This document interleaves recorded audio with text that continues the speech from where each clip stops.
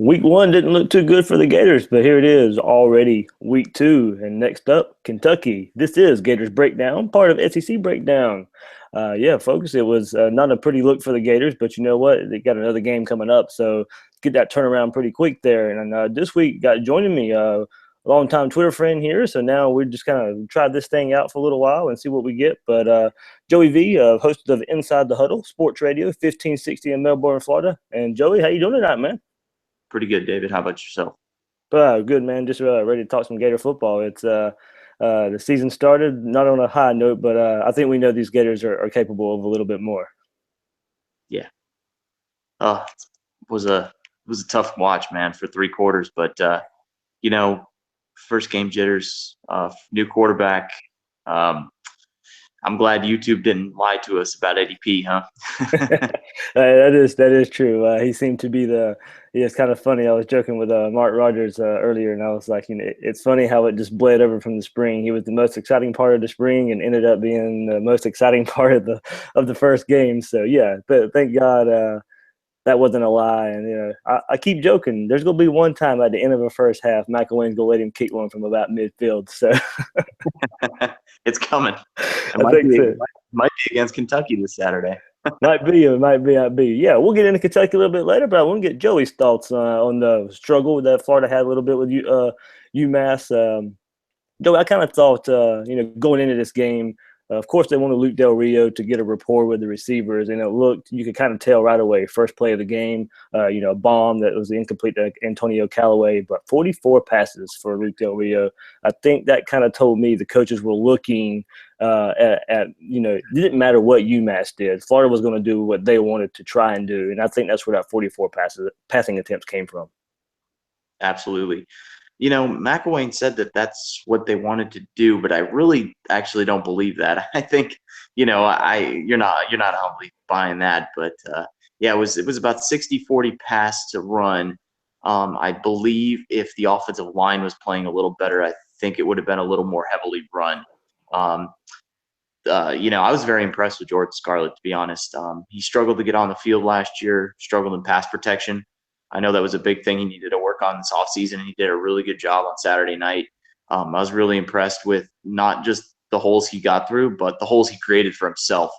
Some plays it took 2 or 3 guys to bring him down. I was really impressed. A little less impressed with Mark Thompson. We had these really high expectations for him. He's 6'3", 6'4", 250, 260. And, he didn't impress me. On the 4th and 1, granted, yeah, Martez Ivy missed his block. But a guy that size that was bigger than half of the defensive line at UMass, there's no excuse that he should have been literally tackled for a loss. That was a little inexcusable to me at his size. So, we brought him in for reasons like that, so he wouldn't get tackled for loss on a 4th and 1. And I was a little disappointed with that. I know Cronkite was dealing with an injury issue recently, but he didn't see much of the field. I was a little surprised about that. He was arguably our best running back last year. But this year, to be honest, I wouldn't mind if Jordan Scarlett got the start on Saturday and played a majority of the snaps, because he looks like the most improved running back of the season, of the offseason. And a little surprised about LaMichael Perrine fumbled first play at college. That's sad, and he didn't see the field the rest of the night. I don't think he'll see the field maybe until there's a blowout or something. But kind of felt bad for him. But I was really, really pleased with the run game. Actually, little disappointed in the passing game. I think we all were, actually. Del Rio, he looked a little jumpy. I think McElwain talked about it yesterday in his press conference. He said he got rid of the ball too fast. I know that's been something we haven't complained about lately, but I guess we're complaining about it this year. And Saturday, he took the check down early, because either he didn't want to get hit because the rush was coming on him pretty much every time he dropped back to throw, or else maybe it was just first game jitters. But I'm really interested to see what they do against Kentucky, who's obviously a much better defense than UMass is. So it's going to be interesting to see what Florida's offense can do pass-wise against Kentucky's defense. The defense, I was extremely pleased with how the defense played. Obviously, dumb penalties probably cost the touchdown. It probably would have been a shutout had not been for those 2 massive penalties on UMass's drive. How about Jabari Zuniga? Man, what a standout game for him. I was extremely pleased with how he played, and to be honest, I think his play overshadowed everybody else on defense. Really missing Jalen Tabor on Saturday night. It obviously got exposed. Chris Williamson got exposed. Quincy Wilson didn't really get a ball thrown his way all night. But I think Tabor coming back and shutting down an entire side of the field on Saturday is going to help Quincy Wilson make a couple tip passes, maybe an interception. I was really, really happy with the front seven, but Jared Davis doing his thing sideline to sideline. I'm pretty sure that he was on almost every tackle on defense. He just came out of nowhere, and there was number 40. You just saw him out of the corner of your eye, and he was on every tackle. Marcus May had a pretty good game, but the corners got demolished on Saturday, and hopefully we can play Chauncey Gardner a little more. I think he did pretty well when they put him in at safety, and he likes to hit. He's fast. He's athletic. He can jump. He can come down in the box and defend the run, and he can also drop back into cover one and defend the pass. So I really like what he did. And I think McElwain's making a huge mistake by starting Fred Johnson over Jawan Taylor. He said yesterday in his press conference that there was going to be no changes to the offensive line, and that was a huge issue for me. I think anybody with two eyes, a pulse, and two ears could see and feel that the offensive line played better when Jawan Taylor came in. And I was really disappointed with that. I think Jawan Taylor has the potential to be all SEC in the next couple of years, and first teamer. He's a stud. I actually went to Cocoa versus Palm Bay's game last year in 2015 because I wanted to see Chauncey Gardner and I wanted to see Bruce Judson, who's now a USF commit, in that game. But who stood out to me was Jawan Taylor. Jawan Taylor was committed to Miami at the time. He was about 4 inches taller than everybody on the field and about 40 pounds heavier. And he was 17 years old. And I was like, oh, my God. I was like, who is this kid? It's ridiculous. He doesn't look like a kid. He looks like an oak tree. And then he came to the Ole Miss game, and obviously he flipped. And that was a huge get for Florida. And I think he is going to be the standout offensive lineman from last year's class. I think what got on, some Florida fans, what irked Florida fans a little bit more was, a lot of this, and especially when you look at the offensive line, it was a lot of what we saw last year. We were looking for improvement in game one. We wanted to see it game one, and we didn't get to see it. But you mentioned, and even McElwain mentioned, it looks like the guys, they were lackadaisical. They wouldn't go up to the line of scrimmage. They just really didn't want to be there. And, I don't really buy that excuse either. It's game one. This is the first time you're hitting somebody else, for 2 months. You've been hitting your own guys for 2 months, and guys mentioned they're just ready to get out on the field and hit somebody else. Well, it didn't look like that offensive line wanted to do that Saturday night against UMass. But you know what? They get another chance. It's nowhere near as bad as it looks, I think. I was a little disappointed with the middle of the line. As you mentioned, with Jordan Scarlett, he created a lot of his yards, and it reminded me a lot of what Kelvin Taylor had to do last year. The running backs creating their own yards. And, speaking from what we heard in the fall camp and stuff, that middle of the line was supposed to be a good strength for the Gators, and they were deeper there than they probably were anywhere else on the offensive line. So maybe that turns around. Kentucky gave up a buttload of rushing yards against Southern Miss this past week. So you got to look for Florida. Yeah, that 44 attempts I don't think is going to happen again. And I agree with you there. McElwain did get irked in that post-game press conference about when he was asked about that, but I didn't believe it either. There's no way. He didn't do that anywhere, pretty much, especially his Bama days. They weren't throwing the ball 44 times. Really balanced offense he runs, and he tries to keep it as 50-50 as possible. There's no reason that if you got him in a room one-on-one, he could tell you the truth and look you in the eyes and say that's who they want to be, is a heavy pass, low run team. No way. Guaranteed. Right, exactly. And I think that had a lot to do with, Florida's struggles. They were, a lot of freshman receivers got playing time. Florida used every running back they had in the first quarter. There was a lot of experimentation going on. And I think that's what led to, they were not able to get in rhythm. UMass also held the ball for a good bit of the time when they were on offense. It was just a clunky feeling game all around for Florida. So, now, we look ahead. We've talked about UMass a good bit in the last couple of days and stuff, but now Florida, has a Kentucky team coming in, reeling off of a loss to Southern Miss, and looking to reverse the trend, 29 straight losses to the Gators. So, Joey, what do you think Kentucky brings to the table? Of course, Drew Barker comes in leading a new Kentucky offense. So it's is it same old Kentucky with Mark Stoops, or even come off of a loss? Or are they looking to bounce back? I was really stunned at what happened with Kentucky on Saturday. It was literally like last night's game, a tale of two halves. Kentucky dominated 99.9% of the game on Saturday in the first half. And then in the second half, they looked like they quit. I don't know what happened. I'm shocked because I've never seen a Mark Stoops team quit before. That's one thing Kentucky does. Maybe they're not as talented as everyone else, but they sure do play hard, and they play the Gators hard. Um, One could argue that last year Florida escaped in Lexington. They did. 14-9 was the final. Will Greer kind of that was kind of his first game coming up, and we didn't look so good offensively last year. The year before, one could argue Kentucky should have won in Gainesville. They did win, actually. Many think that the was out, and it probably was. And it took, 3 overtimes or something like that, and 2 overtimes. Yeah. But Kentucky has consistently played Florida tough.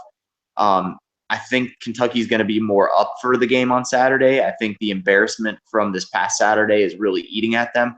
And I don't think that Florida can sleep on Kentucky at all. It is still an SEC matchup. No matter whether Kentucky's good or bad, it's still an in-conference rival. And you always have to get up for those games. But I think Florida really needs to work on fine-tuning the offense, because when you go into Knoxville in 2 weeks, it's only 2 weeks away. When you go up to Knoxville in 2 weeks, you play like that against UMass, Tennessee's going to wipe you out. I'm sorry. I was shooting from the hip after Thursday night, prisoner of the moment. Tennessee just didn't get up for that game. They didn't. But they've had the Florida game circled on their calendars all offseason, just as we have. And if you don't think they're going to give their best effort against Jalen Tabor, against Florida, running their mouths on Twitter all offseason long, and the same for Florida. But honestly, these next 2 games have to be kind of dress rehearsals for that game in Knoxville. It really does. You have to start thinking like that. And you have to really start playing like you're going to play in Knoxville these next 2 weeks. In Kentucky is a more formidable opponent than UMass, obviously. So this is going to be a good test. 3:30 game, CBS primetime. The whole country's going to be watching. This is a chance for Florida to move back up in the polls. Extremely stunned that Florida dropped out of the polls. I thought we'd stay at 25, to be honest. I was really stunned that, even though the game was kind of ugly on Saturday, I don't think it warranted, dropping out of the polls for, a 17-point win. I mean, granted, yeah, it wasn't pretty, but that stunned me a little bit. But to be honest, I think this Saturday is going to be a chance for the Gators pretty much to get back in the national spotlight. It's going to be on national television, and I look for Florida to come out hot. That they say that the biggest jump for a team in improvement is week 1 to week 2, and this is Florida's chance to do it. I think the offensive line has to come out playing mean. They have to throw bodies around. The defense is going to defense. They're going to do their thing. Kentucky's offense is not that good. I honestly just want to see improvement. That's all I'm looking for. I'm not looking for, a 30-point win. I'm looking for improvement. Yeah, since I was just talking with my friends we were talking about the poll and how Florida dropped out, and so I can get it, but I agree with you. I was kind of surprised that they happened. A lot of it was the AP poll that they dropped out of, still ranked 25th in the coaches. But the AP poll, of course, a lot of writers and media, they don't watch Florida as close as you and I do and other Florida media. And so I think we can see what Florida was trying to do against UMass with all the experimentation, young players. 11 true freshmen played. So it was more of in a way a rehearsal type of game for Florida as well, just trying to get their young guys on the field. But it was me about Kentucky saying, I don't think Florida has to play better to necessarily beat Kentucky. I just want to see him play better just for the sake of them playing a good football game. It's been a while since we've seen the Florida Gators play a good football game. Maybe Game I saw Florida play start to finish excellent football. right, It right. was the last game from wire to wire that Florida played Florida football, and we need to see that. We really do. You know, uh, it's been a rough offseason because frankly the last 3 games sucked. I mean, of last year, and it left a bad taste in a lot of people's mouths, David. And frankly, Saturday didn't improve the taste at all. So I think you got to come out on Saturday. Jim McElwain's been chirping all offseason how the offense looks great, how it looks so much better, how Luke Del Rio's his guy, the offensive line's improved. You know what, Mac? It's all white noise to us at this point. It really is. We've heard it before from your predecessor, and we just want it on the field. And I think this Saturday has to show it. I think that Jim McElwain has to start fielding a team that looks like an SEC power team. And I think right now, talent-wise, Florida's probably the third best team in the SEC right now, talent, just based on talent alone. And they need to start playing like it. I think if Florida plays up to its potential, Florida's second to Alabama, but they just haven't been playing up to the potential the last 4 games. And it's been frankly the last 5 or 6 games, to be honest. And I think this Saturday has to show improvement. I don't care about a huge win. I just want to see the Gators get better. I want to see the offense run smooth. No early 3 and outs. Want to get the ball down the field like that Luke Del Rio pass. That was a perfect design play. Callaway was wide open on that deep ball in the first play of the game. Del Rio got jittery feet in the pocket and threw the ball way too soon, and that can't be the case. Hats off to DeAndre Francois last night. Oh my God. He stuck in the pocket and took an absolute beating. But he stared down the gun barrel, and a lot of times when he could have shied away, he lasered it in there and got Florida State, in good field position. And I want to see Luke Del Rio do that. I don't want him to shy away from hits. I want him to stare down the gun barrel, and I want him to put it where it needs to be on time. Yeah, you mentioned the pressure. Yeah, it did. While we did notice the offensive line's inability to help Luke Del Rio, they only give up 1 sack. But to Del Rio's credit, he helped the offensive line with that. As you mentioned, he probably got rid of the ball too early at times, and that helped the offensive line with their sack numbers. But that could also be turned around as in, he had to do that. He was getting hit a lot. So I think that, in turn made him want to get rid of the ball. And so with suspensions back, yeah, like you mentioned, Jalen Tabor's back, Deontay Lewis is back, Tyree Cleveland, Rick Wells. Joey, you expect anything from Tyree Cleveland this week? I know a lot of fans are excited to see him, but I kind of cautioned that a little bit because we didn't hear much out of fall camp. A lot of that had to do with the BB gun incident and maybe a hamstring issue here or there. But are you excited to see if Tyree Cleveland, or you think he'll be on the field a good bit against Kentucky? And I think we lost Joey there, but I'll finish that up there with the thoughts about it. I don't think we'll see Tyree Cleveland a good bit. I know Gator fans are really ready to see. He was the most electric wide receiver recruit Florida has gotten in a good bit. It came down to a late, signing over TCU and Houston there, and Arkansas. But yeah, cautioning fans, Tyree Cleveland. We didn't hear much out of camp. In the scrimmages they had, I heard he had some flashes here or there, but after the BB gun incident, he had the hamstring issue as well. I don't know if that was made up or not, so he wouldn't get a lot of playing time, but I wouldn't expect much. But of course, the big return, Jalen Tabor anchors, as Joey alluded to earlier. He's going to anchor the one side of the field. Him and Quincy Wilson. Duke Dawson should be back from a little bit of stinger that he had against UMass. So that Florida secondary is cocked and ready to go against Kentucky.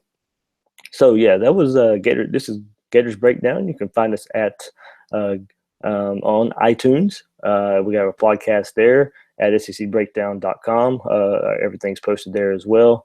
And we're under the umbrella of SEC Breakdown at SEC Breakdown on Twitter with myself, David Waters, Martin Rogers, of Martin Rogers TV, Chad Neepling of Gridiron Now, and Mike Laval of Last Word on Sports. So yeah, we get set. It's Florida. It's Kentucky.